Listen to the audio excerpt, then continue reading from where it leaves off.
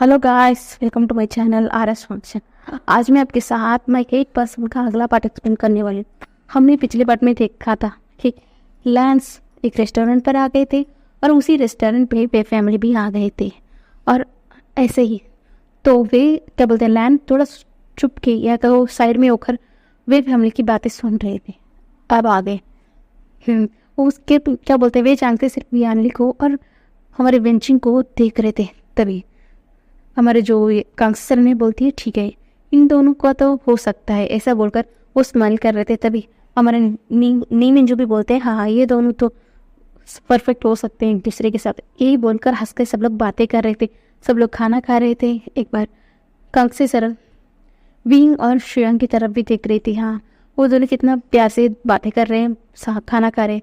सब लोग ऐसे ही खाना फिनिश करते हैं। तभी कांग्रेस और बेचांग से दोनों खड़े होते हैं, बोलते चलो बच्चों तुम लोग बातें करो, फिलहाल मैं तो अपनी वाइफ को अपना टाइम देना चाहता हूँ। वो हमेशा तुमसे शिकायत करती रहती है कि मैं उसे बिल्कुल वक्त नहीं देता, तो मैं चाहता हूँ कि बस मैं अपनी वाइफ के साथ थोड़ा क्वालिटी टाइम बिताऊँ। तो तुम अपना एंजॉय करो बच्चे, ऐसा बोलकर वो अपनी वाइफ को वहाँ से लेकर चले गए थे मुस्कुराते हुए। और ये बातें सब लोग जैसे लैंस परिवार सुने थे ना, उनका फेस सबका मुंह खुल गया और एकदम शॉक में भी आ गए थे और कोई गुस्से में भी था। और गुस्से में वहाँ पर एकदम दो इंसान थे और उसमें ये तो हमारा लानवांग जी था, उसे बिल्कुल भी पसंद नहीं था जिस तरह वे साक्षी और कांग्रेस ने बोला कि शुयांग और बींग की शादी फ्यूचर में हो सकती है। वो उसे बिल्कुल अच्छा नहीं लगा। और एक इंसान और था, वो था चिंचन। चिंचन को भी पसंद नहीं है, उसे बिल्कुल पसंद नहीं आया कि विंग की शादी शुयांग के हो। कैसे शुयांग विंग से शादी करता? नहीं हो सकता। और पर एक इंसान बहुत प्यार से स्माइल कर रहा था, पर पता नहीं उसका दिल में बहुत ज़्यादा दर्द भी था। और एक इंसान तो अपना मुट्ठी कस ली, और वो था हमारा जिन जुश्मन। वो जैसा ये सुना कि वो फैमिली चाहते हैं कि वन चिंग और यानली की शादी हो, नहीं, ऐसा नहीं हो सकता। वो सिर्फ यानली की तरफ ही देख रहा था, उसे अच्छा नहीं लग रहा था। वो क्या करे, ये दोनों दुश्मन बन चुके हैं। अब बीच में वो बस क्या बोलते पिस गया है। इन दोनों की बीच में हमारा तो जिन दुश्मन है पिस के रह गया है। अब वो क्या करे, कैसे करे? हाँ, यही सोचकर वो सिर्फ यानली की तरफ ही प्यार से देख रहा था। यानली, अब सब लोग वहाँ पर बैठकर हंस कर बातें कर रहे थे। यानली अपने हाथों से अपनी बाई को खिला रही थी। तभी इन्हीं में जो बोलते देखो विंग, देखो अपने हाथों से खाना खाना शुरू करो। देखो यानली को क्यों तंग कर रहे हो, फ्यूचर में उसकी शादी हो जाएगी तो वो क्या तुम्हें ऐसा ही खिलाएगी? तभी विंग ना एकदम शांत हो जाता है और बोलता है क्या दगा, मेरी चीज़ें तो मुझे खिलाएगी ना? तभी यानली बोलती है हाँ शियन, मैं तुम्हें अपने हाथों से अपना खाना खिलाऊंगी। मेरी शादी होगी तो क्या हुआ? एक बात मेरे अल्फा को भी समझना होगा, क्योंकि मेरा आशियन सिर्फ मेरा भाई नहीं, मेरा बच्चा भी है। और इसके चलते मेरा पहला प्यार हमेशा मेरा आशियन ही रहेगा। इसलिए मेरा अल्फा को मुझसे पहले मेरा आशियन का दिल जीतना होगा, तब जाकर मैं उस अल्फा से शादी करूँगी, नहीं तो नहीं करूँगी। तभी विंग भी स्माइल करते हुए बोलता है हाँ, मेरी सिचे इस वर्ल्ड की बेस्ट अल्फा डिजर्व करती है, तो मैं नहीं चाहता कि कोई भी अल्फा मेरी सिचे को हर्ट करे। और हाँ, मेरा सिचे का प्यार सिर्फ मेरा है, मैं नहीं चाहता कि कोई अल्फा आकर मेरी सिचे का प्यार मुझसे छीन ले, ऐसा बोलते हैं। तभी बोलते हैं कि विंग देखो 28 साल का हो गए तुम, 18 साल का हो गए हो, 18 साल 19 साल की भी अभी हो जाओगे कुछ समय बाद। तुम अभी भी छोटे बच्चे नहीं हो, मैच्योर हो जाओ, बड़ा बन जाओ। तभी विंग बोलते हैं हाँ मैं बड़ा ही हूँ, फिर भी अपनी सीजे के लिए तो मैं भी अभी बच्चा ही हूँ ना। तभी यानली बोलते हाँ ये तो सही बात है, ऐसा बोलकर हंसकर बातें कर रहे थे। और जिन जिश्वन के फेस पर एक हल्का सा स्माइल आ गया था, वो देख रहा था सब लोग ऐसा ही बातें कर रहे थे। तभी यानली बोलती है चलो हम कहीं घूमने चलते हैं। तभी उनकी सेल पे एक नोटिफिकेशन आती है। उस नोटिफिकेशन को देखते हैं ना, उनका फेस उतर जाता है। तभी विंग बोलता है क्या हुआ? तुम्हारा डैड फिनमियन का फ़ोन है, यानी कि तुम्हारे पापा फिनमियन के फ़ोन है। उन्होंने कहा है कि हमें अभी भी जाना होगा, हमारी ट्रेनिंग। तभी शेम बोलते हैं हाँ तो चलो, हम यहाँ पर अभी खेल नहीं सकते, चलो चलो, ऐसा बोलकर चलते हैं। तभी विंग बोलता है तुम लोग जाओ, देखो मेरा मुंह जो सब कुछ में भी जो भी स्कार आता है वो सब कुछ लग गया है, मैं फेस वाश कर आता हूँ, ऐसा बोलते हैं। तो अब लोग चलते हैं, ठीक है तुम आना, ऐसा बोलकर सब लोग चले गए थे। और तुरंत वहाँ से सिचन उठ गए थे, वो वहाँ पर आ गए थे जहाँ पर विंग का टेबल था। और विंग जैसे ही बाहर आता है वो सिचन को देखता है, वो कुछ नहीं बोल रहा था। सिचन स्माइल करते हुए आते हैं, बोलते हैं मैं जानता हूँ कि हम दोनों के परिवार दुश्मन हैं, फिर भी तुमने मुझे बचाया है, तुम्हारे बहुत ज़्यादा शुक्रिया, ऐसा बोलकर वो अपने सर को नीडन करते हैं। तभी विंग ना उन्हें एकदम दोनों शोल्डर से पकड़ता है, उन्हें खड़ा करता है, बोलता है गगा आप मेरी गगा की उम्र के हैं, ऐसा मत कीजिए, ऐसा ऐसा मत कीजिए, मैंने एक इंसानियत के नाते किया है, मैंने कभी भी किसी को दुश्मन नहीं माना। हाँ मैं भी चाहूँगा कि एक ना एक दिन हमारी दुश्मनी ख़त्म हो जाए, मैं एक पीसफुल वर्ल्ड चाहता हूँ, ऐसा नहीं है कि हर दिन हर तरफ सिर्फ झगड़ा खून खराबा हो। हाँ, हम माफिया बनकर बैठे हैं, आपकी फैमिली और मेरी फैमिली, इसके बीच में बहुत ज़्यादा इनोसेंट भी हैं, मारे जा रहे हैं। मैं तो बिल्कुल नहीं चाहता, मैं तो सिर्फ शांति भरा माहौल चाहता हूँ गगा। मैं ऐसे ही प्रे करूँगा कि फ्यूचर में हमारे बीच में जो झगड़ा है वो खत्म हो जाए, ऐसा बोलते हैं।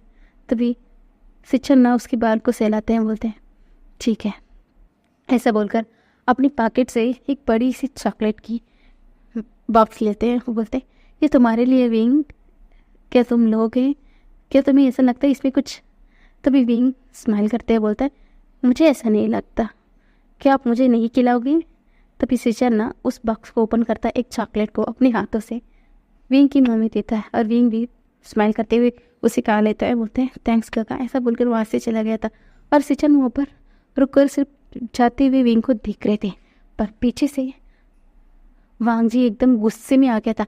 वो एकदम तुरंत आकर अपनी गगा की शर्ट को पकड़ लिया। वो बोलते गगा आपने ऐसा क्या क्या आपने ऐसा क्यों किया? हाँ आपको क्या ज़रूरत थी कि उसे चॉकलेट देने की? आपने ऐसा क्यों किया? तभी सिचन ना एकदम देखते हैं, वांग जी ये क्या तरीका है अपने बड़े भाई से बात करने का? तुम दिन ब दिन अपना तमीज़ भूलते जा रहे हो क्या? ये कई तरीका है अपने ब्रदर से बात करने की। हाँ भले ही वो मेरा दुश्मन भी क्यों ना हो, उसने मेरी जान बचाया है, और मैं उससे थैंकफुल होऊंगा, और मैं उसे अपना ग्रैटिट्यूड भी दिखाऊंगा। और हाँ तुम फादर से कहना चाहते हो तो कह दो, मैं नहीं डरता, ऐसा बोलकर वो चले गए थे। ऐसा नहीं था कि वो गुस्से में थे, वो इसलिए गुस्सा था हमारा वांग जी, क्योंकि सिचन विंग की इतनी करीब हो गए थे, उसके बाल को छू रहे थे, उसे टच कर रहे थे, और अपने हाथों से चॉकलेट उसे दिखा रहे थे विंग को। उनकी हिम्मत कैसी हुई कि विंग को उन्होंने चॉकलेट दिया? कैसे कर सकते हैं उसका गगा ऐसा? कैसे कर सकते हैं उसकी गगा चॉकलेट कैसे विंग को दे सकता? नहीं, वो उसका ऐसे सोचती, वो एकदम शांत हो गया था, वो वहाँ पर एक पल भी नहीं रहता, वो एकदम गुस्से में एक शांत जगह को चले जाते। वो वहाँ पर रुक कर ना एकदम ज़ोर ज़ोर से चीखना शुरू कर देते, ये क्या हो रहा है, ये क्या हो रहा है मेरे मन में, मेरा दिल मेरा दिमाग दोनों फटे जा रहा है, मुझे कुछ भी समझ नहीं आ रहा है, मुझे कुछ भी समझ नहीं आ रहा। मैं नफरत और बदले के बीच अब एक नया भावना को भी मैंने अपने दिल में पनपने दे दिया है। मैं ना चाहते हुए भी विंग को अपने दिल में जगह दे दिया है। इसके चलते मेरा बदला का भावना है वो धीरे धीरे कमज़ोर होने जा रही है। इसके चलते मैं अपनी खुद के भाई से भी आज मैं नाराज़ हो गया। इसीलिए नहीं ब्रदर कि मैंने आपको उसे थैंक यू बोलने से रोका, मैंने इसलिए नाराज़ हो गया कि आप उसके करीब चले गए, क्यों चले गए? वो मेरा है, वो मेरा, मैं क्या करूं? मुझे गुस्सा है उस वे फैमिली से जिसकी वजह से हम अनाथों की तरह जी रहे हैं। मेरी माँ नहीं है, पर मैं क्या करूं? जब तक मैं विंग को नहीं देखा तब तक सही था, सब कुछ सही था, पर अब सब कुछ गड़बड़ हो गया है, सब कुछ गड़बड़ हो गया है। मैं कुछ नहीं समझता। मैं विंग को किसी और के पास नहीं आने दूंगा, किसी और को उसे मुझसे दूर भी जाने नहीं दूंगा। मैं क्या करूं? और यूँ बेचैन से, हाँ भले ही वो उसका फादर भी क्यों ना हो, अब विंग सिर्फ मेरा है, सिर्फ मेरा। मैं उसे किसी को मुझसे दूर नहीं करने दूंगा। नहीं, वो सिर्फ मेरा है, सिर्फ मेरा। मुझे कुछ करना होगा। हाँ, और सच सच में अपनी बदलों को भी नहीं भूलना चाहता। मैं बदला कभी भी नहीं भूलना चाहता। और मैं लावांग जी अपना बदला भूल जाऊँ, ये तो इस पीढ़ी में तो नहीं हो सकता। और मैं अपने विंग को भी खुद से दूर नहीं जाने दे सकता। मैं उन वे फैमिली को उनके घुटनों पर तो लाऊंगा। हाँ, पहले तो मैं चाहता था कि मैं वो पूरा वे फैमिली को मार डालूं। नहीं नहीं, अब मैं उसे मारना नहीं चाहता। मारना उनके लिए एक छोटी सी सज़ा बन जाती। इतना छोटा सा सज़ा मैं क्यों दूँ उन्हें भला? मैं उन्हें एक ऐसा सज़ा दूंगा, उनकी इज्जत, उनकी गुरूर, सब कुछ तोड़ूंगा। और विंग को भी मैं अपने पास रखूंगा, वो भी कैसे ना किसी तरीके से। मैं नहीं जानता कि सही और गलत, प्यार और जंग में तो सब कुछ जायज़ है। जैसा भी उंगली सीधे से काम करे या टेढ़ी, क्या फ़र्क पड़ता है? मुझे तो अपना दोनों काम हो जाना चाहिए।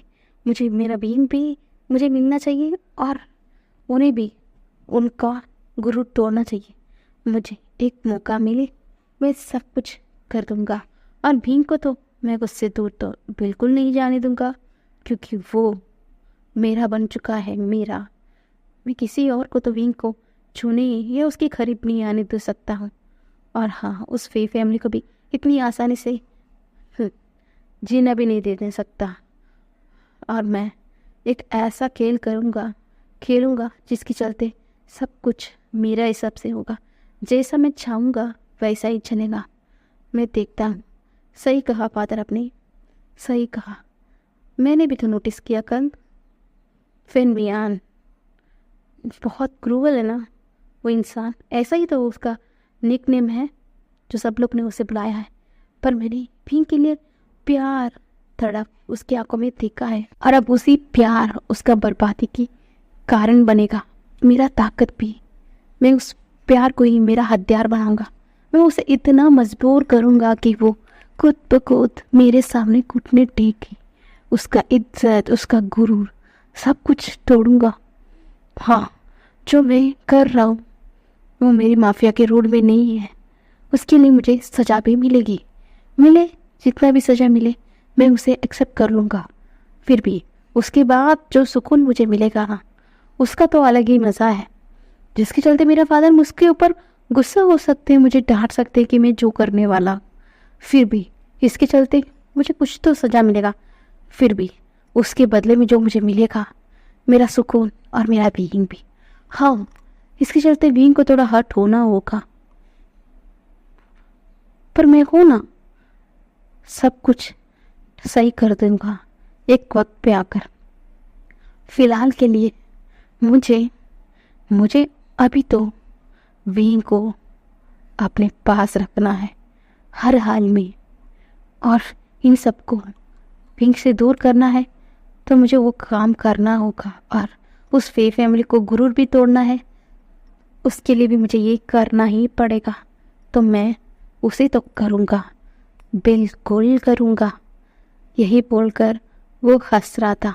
बस सही वक्त और मौके की तलाश है।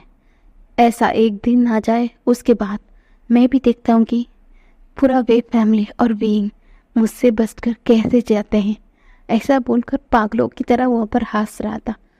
और दूसरी तरफ उसकी कॉल पर एक मैसेज आती है। वो बोलते, बॉस हमने वेंचाओ को भी पकड़ लिया है, अब क्या करना चाहते हैं? तभी वांग जी बोलता है, फिलहाल अब मैं अच्छा मूड में हो गया हूँ। अगर मैं थोड़ा बुरा मूड में होता तो मैं उसे मार डालता, जिसकी वजह से मेरा ब्रदर मरते मरते बचे। फिर भी मैं चाहता हूँ कि तुम उस हाथों को तोड़ दो और पूरा जो ड्रग्स उन्हें सप्लाई हो रहा है उन सबको कैंसिल करो। उस वेंड्रोहन पागल हो जाए, वो चीखे चिल्लाए, ऐसा बोलते और फ़ोन कट कर लेता है। तभी वांगची बोलता है, हाँ ये लोग कैसे भी क्यों ना बोल दे कि ये लोग मैं माफिया हूँ, पर असली किंग तो यहाँ का मैं हूँ। जैसा मैं चाहूँगा वैसा ही होगा, ऐसा बोलकर पागलों की तरह हंसता है और वो वहाँ से चला गया था। दूसरी तरफ वेंड्रोहन तो अपना सर पकड़ लेता है। वो बोलता है, ये क्या हो रहा है? उस लैंस को मैं नहीं छोड़कर, हाँ इतने साल से ये जियांग क्या बोलते, ये वे फैमिली कम थे, वाह वो फेमियन कम था, अब ये लैंस भी मेरे पीछे पड़ चुके। नहीं नहीं नहीं नहीं छोड़ूंगा मैं उसे। और आखिरकार इन सब के पीछे कौन है? तभी पीछे से इंसान आता है, शांत हो जाओ, शांत हो जाओ, अब तो हालात हमसे बिगड़ रहे हैं। कल जो मीटिंग में तुम्हारा बेटा जो बेवकूफ़ी किया, उसके चलते पता है क्या हो गया? जो हम नहीं चाहते वो हो रहा है। कल तुम्हारी बेटी की बेवकूफ़ी की वजह से मुझे डर है कि लैंस और वे फैमिली पास ना आ जाए। नहीं पास आना चाहिए वो लोग, नहीं, अगर वो दोनों पास आ गए, वो दोनों एक दूसरे के साथ हाथ मिला लिया, सब कुछ बर्बाद हो के जाएगा। हमारा राज, हमारा खेल, सब कुछ बर्बाद हो जाएगा। सिर्फ अमी ही है, हम लोगों की वजह से ही आज ये माफिया गैंग 2 हिस्से में पड़ चुका है, वे और लैन कर और उसे एक नहीं होना देना चाहिए। हम इतनी साल से कोशिश किया है इन दोनों को अलग रखने के लिए, हमने उसमें कामयाब भी हुआ है, पर तुम्हारा बेटा बेवकूफ़ निकम्मा निकला, वो उसकी वजह से क्या हो गया तुम्हें पता है ना?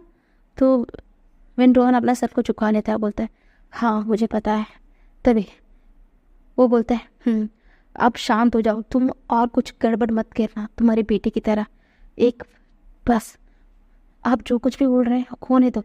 कितना दिन ये प्यार प्यार चल रहा है मैं भी देखता हूँ। एक ऐसा मौका मिले और वापस से वो दोनों जान के एक दूसरे की जान के दुश्मन बन जाए, एक दूसरे के खून के प्यासे बन जाए, एक दूसरे के लिए मारने के लिए दौड़े, तब जाकर हमारा रास्ता क्लियर होगा। ऐसा भी एक दिन आएगा, देखना, ऐसा भी एक दिन आएगा तो एक दूसरे के खून के प्यासे बन जाएंगे वो लोग। उस दिन हम उनको नहीं छोड़ेंगे। उसके बाद हमें क्या करना है? हमें तो किसी को मारना नहीं है, हमें अपनी हाथ गंदा भी नहीं करना है। बस वो लोग ही आपस में मर जाएंगे। उसके बाद क्या होगा? हम राज करेंगे, सिर्फ हम। तब वेंड्रोहन बोलते, सही कहा आपने, सच में मेरा बेटा बेवकूफ़ निकला। वो सोचता क्यों नहीं है, उसे गुस्से आ जाता है तो वो कुछ भी कर बैठता है। तभी वो इंसान बोलता है, करो, कुछ करो, अपना बेटे को रोक कर रखो, हो सके तो यहाँ से कुछ दिन दूर भेजना, ताकि हमारे सर से तुम्हारा बेटे का जो पागलपन है कुछ दिन तो शांत रहे। हमें भी मौका का तलाश है कि हम उन दोनों के बीच में और दरार पैदा करें और वो एक दूसरे को वो लोग मारने के लिए तक तैयार हो जाए। समझ में आया ना तुम्हें? तब वेंड्रोहन बोलता है, ठीक कहा आपने, मुझे कुछ समय तक तो शांत रहना होगा। हमारी इतनी सालों की मेहनत हमें इतनी आसानी से बर्बाद होते हुए नहीं देख सकते। तभी वो इंसान बोलता है, सही, हमने इतने सालों से मेहनत किया है, उन दोनों को एक दूसरे के कट्टर दुश्मन बनाया है।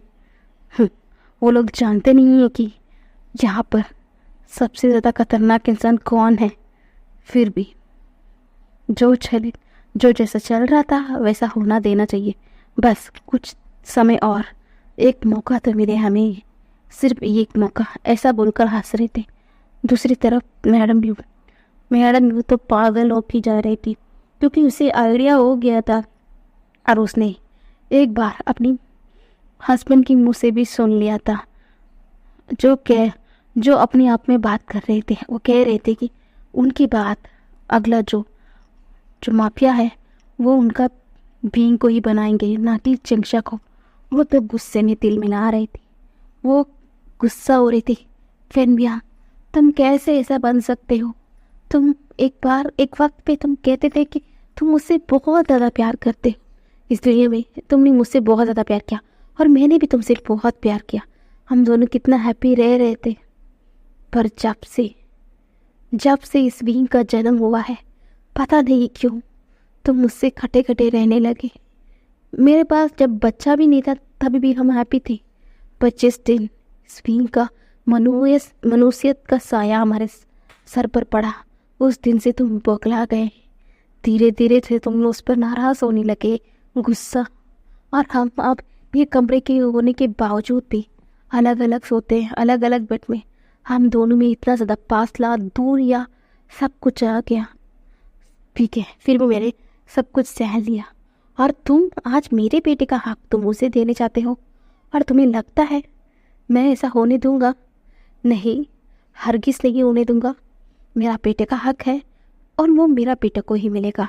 मैं किसी और को उसे छीनना भी नहीं दूंगा। समझ में आया? बस एक चांस मिले मुझे, उसके बाद देखना उस फीलिंग को यहाँ से कैसे धक्के मार के निकालती हूँ। तो उसके बाद वो किसी को मुंह दिखाने के लायक भी नहीं रहेगा। और अब तो मैं पागल हो चुकी हूँ। मुझे अपने बच्चों की पड़ी है, क्योंकि अब मैं माँ हूँ, सिर्फ तुम्हारी बीवी नहीं हूँ। सब कुछ देखकर अनसुना करूँ या देखकर भी ना देखने का दिखावा करूँ। अब तो बात मेरी बच्चे के ऊपर आ गई है। मेरा बच्चे का राइट्स का है, तो मैं कैसे उसे किसी और के ऊपर देते हुए देख सकती हूँ? नहीं, बिल्कुल नहीं। मुझे कुछ करना होगा, कुछ तो करना होगा। ऐसा बोलकर वो इधर उधर घूम रही थी। हम आगे देखेंगे गाइस। अब इन सब की सोच सच में ये लोग के मन में अलग अलग विचार है, पर इनकी पागलपन की वजह से आगे अब क्या होगा कल देखते हैं गाइस। Bye bye.